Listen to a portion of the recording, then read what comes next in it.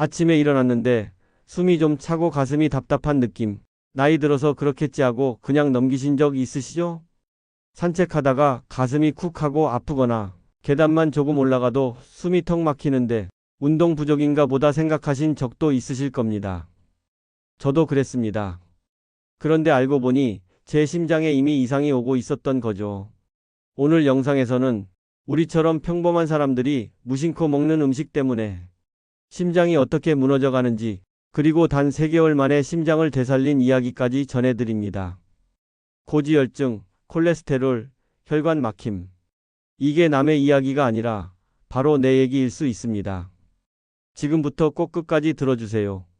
혹시 영상이 도움이 되셨다면 좋아요 한번 눌러주시고, 앞으로도 건강한 노후 지혜 함께 나누고 싶으시다면 구독과 알림 설정도 부탁드립니다. 여러분의 클릭 하나가 더 많은 분들의 심장을 지켜줄 수 있습니다. 생각해보면 이상한 징조는 꽤 오래전부터 있었습니다. 밥 먹고 나면 더부룩하고 왼쪽 팔이 은근히 저린 날도 있었고요.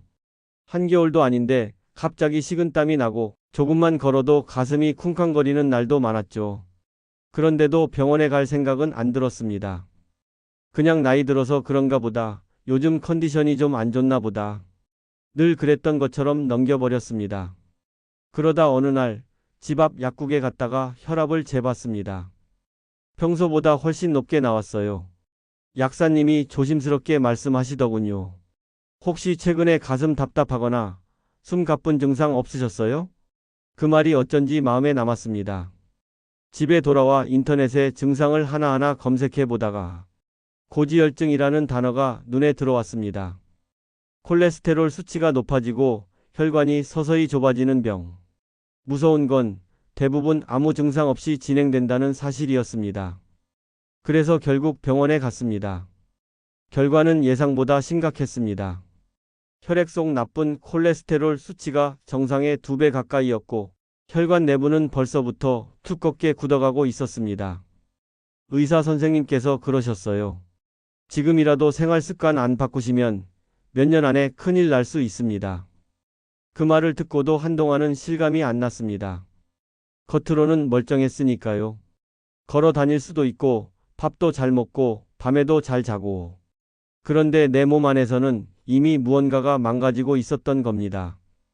고지혈증은 그래서 더 위험합니다. 아프지도 않고 당장 불편한 것도 없으니 대부분의 사람들이 그냥 넘기게 되죠. 하지만 그 조용한 병이 심장을 무너뜨립니다. 눈에 보이지 않게 아주 서서히 그러나 분명히 진행됩니다. 혈관은 점점 좁아지고 혈액은 끈적해지고 심장은 더 세게, 더 자주, 무리하게 움직여야만 합니다. 그래서 어느 날 갑자기 심장이 멈춰버리는 일이 생기는 겁니다. 평소에 피곤함이 심해졌다면, 숨이 쉽게 찬다면, 가슴이 조이는 느낌이 자주 온다면 그건 단순한 노화나 운동 부족이 아닐 수도 있습니다. 우리 몸은 작은 신호를 보냅니다. 그 신호를 그냥 넘기지 않고 한 번만 주의 깊게 살펴보면 미리 막을 수도 있었던 병입니다. 더 이상 그냥 피곤한가 보다 하고 넘기지 마세요. 정말 피곤한 이유는 당신의 심장이 지쳐가고 있기 때문일 수도 있습니다. 그리고 그 심장을 지치게 만든 건 대부분 지금까지 우리가 먹어온 음식입니다. 우리 식탁에 올라오는 익숙한 반찬들, 건강해 보이는 간식들, 오히려 그게 혈관을 조금씩 망가뜨리고 있었던 겁니다. 이제부터 우리가 해야 할 일은 몸의 소리를 듣는 것입니다.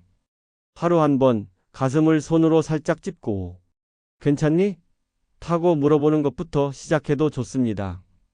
그 작은 관심 하나가 앞으로의 10년, 20년을 지켜줄 수 있습니다. 고지혈증은 대부분 증상이 없습니다. 그래서 흔히 조용한 병이라고 불립니다. 겉으로는 아무 문제가 없어 보여도 속에서는 혈관이 조금씩 막혀가고 있는 거죠. 우리 몸의 혈관은 수도관과 비슷합니다. 처음엔 깨끗하고 탄력도 있지만 기름진 음식, 당분 많은 간식, 잘못된 생활 습관이 반복되면 혈관 벽에 기름때처럼 찌꺼기들이 붙기 시작합니다. 그게 바로 콜레스테롤입니다. 특히 나쁜 콜레스테롤, 즉 LDL 수치가 높아지면 혈관 안에 덩어리들이 생기고 이게 오래 쌓이면 결국 혈액이 제대로 흐르지 못하게 됩니다. 그런데 문제는 이 과정이 몇 달 만에 갑자기 일어나는 게 아니라는 겁니다. 조용히 아주 천천히 몇 년에 걸쳐 진행된다는 점입니다. 그래서 더 무섭습니다. 우리는 몸이 아프지 않으면 건강하다고 생각합니다. 당장 숨이 차지 않으면 괜찮다고 믿습니다. 그래서 이 병은 계속 방치되고 그러다 결국 어느 날 심장이나 뇌에 치명적인 사고가 생기고 나서야 알게 되는 거죠. 고지혈증이 무서운 건 단지 콜레스테롤 수치 때문이 아닙니다. 이 병이 가져오는 후폭풍 때문입니다. 심장병, 뇌졸중, 동맥경화, 심근경색, 협심증 모두 고지혈증에서 시작되는 병들입니다. 혈관이 점점 좁아지다가 언젠가 완전히 막히는 순간 그때는 정말 위급한 상황이 되는 겁니다. 한 가지 더 말씀드릴게요. 많은 분들이 난 마른 편이라 괜찮아. 운동도 가끔 하는데 문제 없겠지라고 생각하시죠. 하지만 고지혈증은 체형과 상관이 없습니다. 마른 사람도 겉보기엔 멀쩡한 사람도 속에서는 콜레스테롤이 쌓일 수 있습니다. 또 어떤 분들은 이렇게 말씀하세요. 나 지금 약 먹고 있어요. 괜찮아요. 하지만 이 약은 증상을 줄이는 역할만 할 뿐 원인을 완전히 없애주는 건 아닙니다. 비유하자면 이렇습니다. 바닥에 물이 계속 새고 있는데 걸레로 닦기만 하고 물이 새는 곳은 그대로 놔두는 겁니다. 약은 닦아주는 역할입니다. 하지만 근본적으로 고지혈증을 막으려면 물을 새게 하는 구멍, 즉 잘못된 식습관과 생활 습관을 먼저 고쳐야 합니다. 콜레스테롤은 우리 몸에 꼭 필요한 물질이기도 합니다. 문제는 그 양이 너무 많아질 때입니다. 그게 문제를 만드는 거죠. 특히 나쁜 콜레스테롤은 혈관을 자극해서 염증을 일으키고 피를 끈적하게 만들어 흐름을 막습니다. 이런 상태가 오래 지속되면 혈관벽이 굳어지고 두꺼워지면서 혈압도 올라가고 심장에 무리가 오게 됩니다. 우리 몸속 혈관은 마치 도로망과 같습니다. 그런데 이 도로에 계속 쓰레기와 돌이 쌓여 있다면 언젠가는 교통사고가 나겠죠. 몸도 똑같습니다. 혈관이 막히면 가장 먼저 심장과 뇌가 타격을 받습니다. 지금은 아무렇지 않아도 이 상태를 계속 방치하면 그 결과는 예고 없이 찾아옵니다. 그리고 무엇보다 무서운 건 이 병은 남녀노소 누구에게나 생길 수 있다는 점입니다. 식습관이 좋지 않거나 스트레스를 많이 받거나 운동이 부족한 사람이라면 누구든 고지혈증 위험이 있습니다. 내가 젊을 때는 아무렇지 않았더라도 지금은 몸이 다릅니다. 예전보다 덜 움직이고 더 자주 외식하고 단 음식에 의존하는 시간도 길어졌습니다. 그러다 보면 어느새 혈액 안에 쌓이는 지방의 양도 늘어나게 됩니다. 지금 이 순간에도 당신의 혈관은 조금씩 좁아지고 있을지 모릅니다. 그리고 그 이유는 당신이 좋다고 생각하며 먹는 음식일 수도 있습니다. 혹시 이런 말 들어보신 적 있으신가요? 먹는 게 그 사람이다. 정말 맞는 말입니다. 우리가 먹는 것이 결국 우리 몸을 만들고 또 망가뜨리기도 하니까요. 고지혈증을 악화시키는 음식들은 생각보다 아주 가까운 곳에 있습니다. 냉장고 안에도 있고요. 매일 아침 습관처럼 마시는 커피에도 숨어 있습니다. 그리고 더 놀라운 건 우리가 건강하다고 믿고 먹는 음식들 중에도 이 독소가 있다는 겁니다. 첫 번째는 바로 숨은 당분입니다. 겉으로는 달지 않은데 실제로는 당이 가득 들어있는 음식들입니다. 예를 들어 건강에 좋다고 알려진 플레인 요거트나 곡물 시리얼. 포장지엔 무지방, 저당이라고 쓰여 있지만 실제로는 당이 숟가락으로 두세 스푼 들어가 있는 수준입니다. 아침에 과일 주스 한 잔 건강하다고 생각해서 드시죠? 그런데 시중에서 파는 과일 주스 한 컵엔 각설탕 7개에서 9개 정도의 당분이 들어 있습니다. 그 당분은 곧바로 혈액 속으로 흡수되고 혈당이 급격히 올라가면서 우리 몸은 지방을 저장하라는 명령을 내리게 됩니다. 결국 이게 콜레스테롤을 높이는 원인이 되는 거죠. 또 하나, 고지혈증엔 단백질이 좋다고 해서 매일 소시지, 햄, 가공육을 드시는 분들도 많습니다. 그런데 이 음식들은 보존제를 쓰기 때문에 포화지방과 나트륨이 아주 높습니다. 간단히 반찬으로 올리기엔 편하지만 오히려 혈관 건강엔 치명적입니다. 특히 마트에서 파는 냉동 탕류나 전자레인지에 돌리는 즉석국 종류도 마찬가지입니다. 국물 맛을 내기 위해 포화지방이 많이 들어간 육수나 첨가물이 사용되기 때문에 자주 먹으면 혈중 지방 수치가 계속 올라갈 수밖에 없습니다. 그리고 우리가 가장 무심코 먹는 독소, 바로 트랜스 지방입니다. 이건 마가린, 커피 프림, 오래 보관되는 과자나 빵류에 많이 들어있죠. 트랜스 지방은 혈관벽을 딱딱하게 만들고 나쁜 콜레스테롤은 높이고 좋은 콜레스테롤은 오히려 낮춥니다. 이게 쌓이면 혈관은 점점 좁아지고 심장과 뇌로 가는 길이 막히게 됩니다. 예전에 제 지인이 커피에 프림 한 스푼 넣는 걸 하루도 거르지 않았는데요. 별다른 증상 없이도 고지혈증 진단을 받았습니다. 의사 선생님께서 제일 먼저 하신 말씀이 프림 끊으세요 였다고 하더라고요. 그 외에도 편의점 삼각김밥, 컵라면, 인스턴트 도시락 이런 음식들은 간편하고 싸서 자주 찾게 되지만 그 안엔 건강을 해치는 기름과 당분, 나트륨이 가득 들어 있습니다.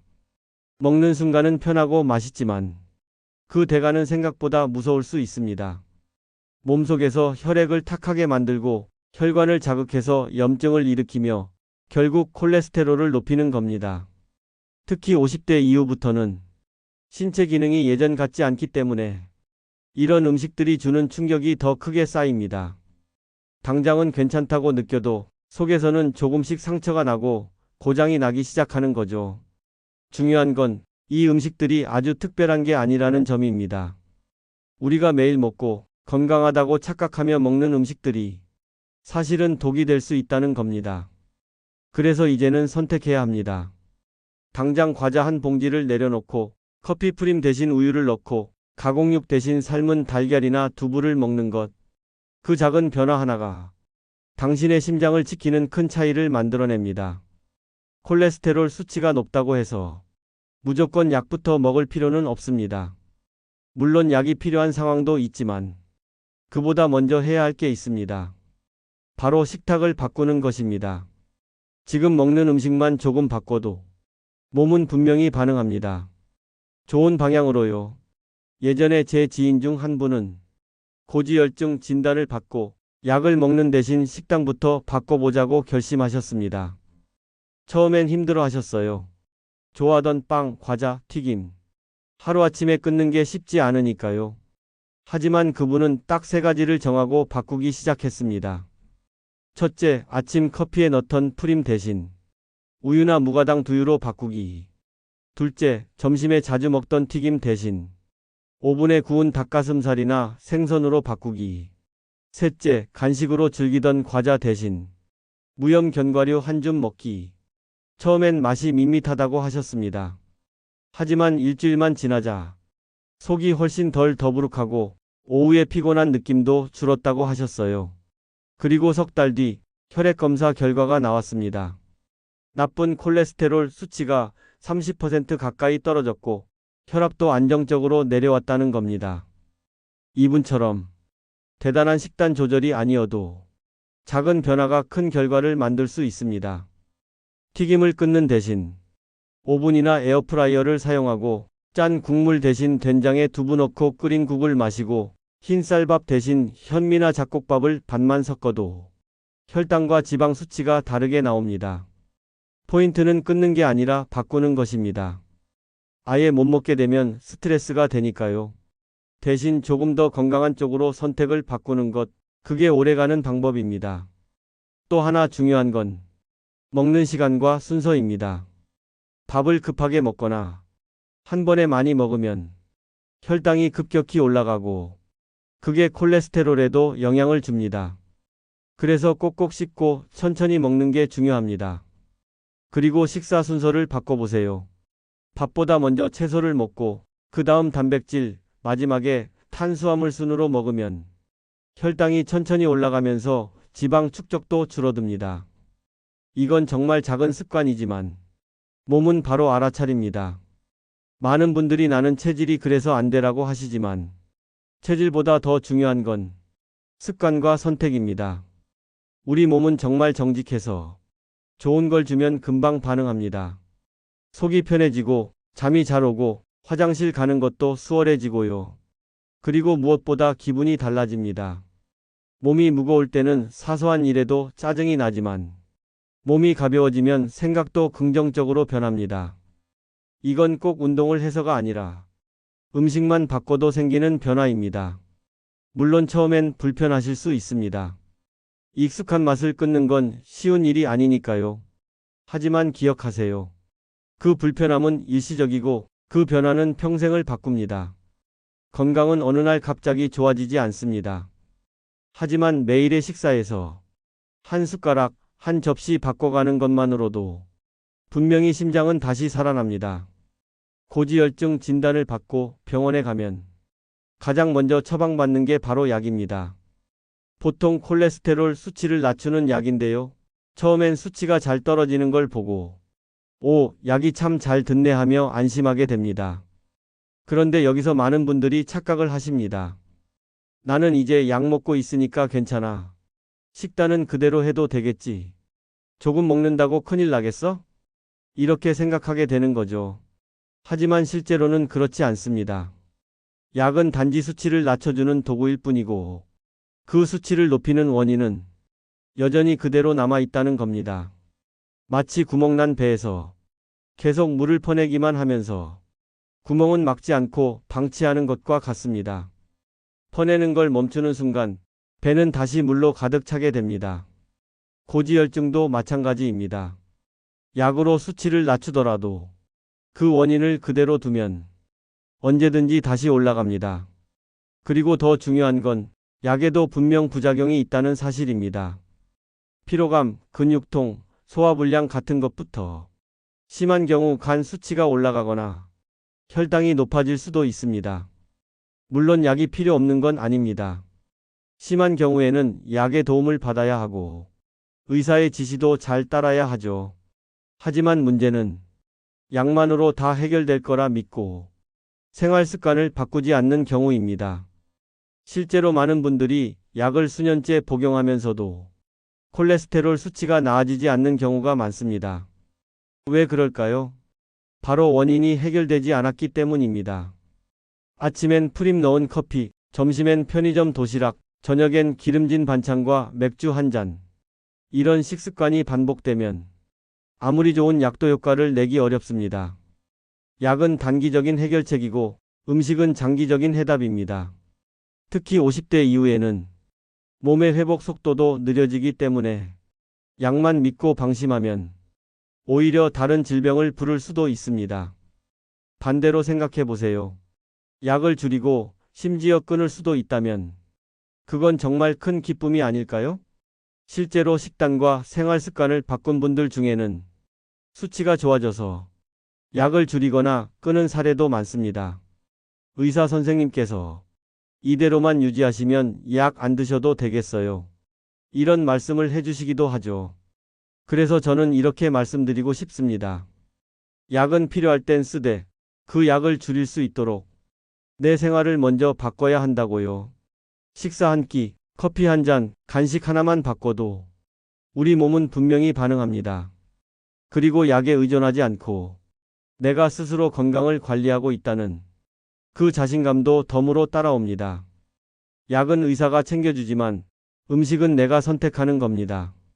그 선택이 계속 쌓이면 나중엔 약보다 훨씬 강한 효과를 만듭니다. 우리는 지금까지 음식을 즐기기 위해 먹었다면 이제는 내 몸을 지키기 위해 조금은 의식적으로 먹을 필요가 있습니다. 조금 귀찮고 조금 불편하더라도 그게 나중에 큰 후회나 병원비보다 훨씬 값진 선택이 될 겁니다. 사실 누구나 알고 있습니다. 이대로는 안 된다는 걸요. 몸이 예전 같지 않다는 것도 무언가 바꿔야 한다는 것도 마음 한구석에선 이미 느끼고 계실 겁니다. 하지만 실천은 어렵습니다. 왜냐하면 바꾼다는 건 익숙한 걸 내려놓고 낯선 걸 선택해야 하기 때문이죠. 그런데 꼭 모든 걸 바꿀 필요는 없습니다. 오늘 저녁 한 끼, 그것만 바꿔도 충분합니다. 예를 들어, 오늘 저녁 반찬을 고기튀김 대신 오븐에 구운 생선으로 바꾸는 겁니다. 혹은 국 대신 미역 된장국 한 그릇이면 좋습니다. 식탁에 나트륨 덩어리 햄 대신 삶은 달걀 하나만 올려도 바뀌기 시작합니다. 식사 순서도 바꿔보세요. 먼저 채소부터 드시고 그 다음에 단백질, 마지막으로 밥을 드세요. 이 순서 하나만으로도 혈당과 지방 흡수 속도가 달라집니다. 커피 드시는 분들은 프림을 줄이고 무가당 두유나 우유로 한번 바꿔보세요. 처음엔 밍밍하게 느껴질 수 있어도 몸은 그 차이를 바로 알아차립니다. 간식이 당기신다면 과자나 케이크 대신 무염 아몬드나 삶은 고구마를 드셔보세요. 과일도 괜찮지만 바나나처럼 당이 많은 과일보다는 토마토나 사과처럼 당이 적은 게 좋습니다. 물도 신경 써야 합니다. 식사 중간중간 물을 조금씩 마시면 혈액이 묽어지면서 혈액순환에도 도움이 됩니다. 단, 한꺼번에 벌컥벌컥 마시기보단 조금씩 자주 드시는 게 더 좋습니다. 그리고 식사 후에는 잠깐이라도 산책을 해보세요. 10분이면 충분합니다. 계단 몇 층 오르내리기, 동네 한 바퀴 걷기, 이런 짧은 움직임만으로도 혈액 속 지방을 태우는 데 도움이 됩니다. 실천은 어렵지 않습니다. 지금 이 순간, 이 영상을 보신 오늘 저녁부터 시작하시면 됩니다. 하나 바꿔보세요. 단 한 끼라도 몸을 위한 식사를 해보세요. 하루라도 프림 없는 커피를 드셔보세요. 하루라도 과자 대신 견과류를 선택해보세요. 그 작은 실천 하나가 당신의 심장을 살릴 수 있습니다. 지금 당신의 몸은 제발 이제 그만이라고 말하고 있을지도 모릅니다. 잠깐이라도 들어주세요. 몸은 늘 신호를 보냅니다. 우린 단지 그걸 지나치고 있었던 거죠. 이제는 돌봐줘야 할 시간입니다. 수십 년을 함께 해온 내 심장, 내 혈관, 내 몸을 이제는 보호해줘야 하지 않을까요? 당신의 건강한 내일은 누구도 대신 만들어주지 않습니다. 의사도 약도 누구도 대신 못합니다. 다만 당신의 오늘 저녁 식사가 그 첫 번째 걸음이 될 수 있습니다. 너무 늦지 않았습니다. 바로 오늘부터 작은 한 끼로 시작해 보세요. 당신의 몸이 분명히 답해줄 겁니다. 고맙다고요.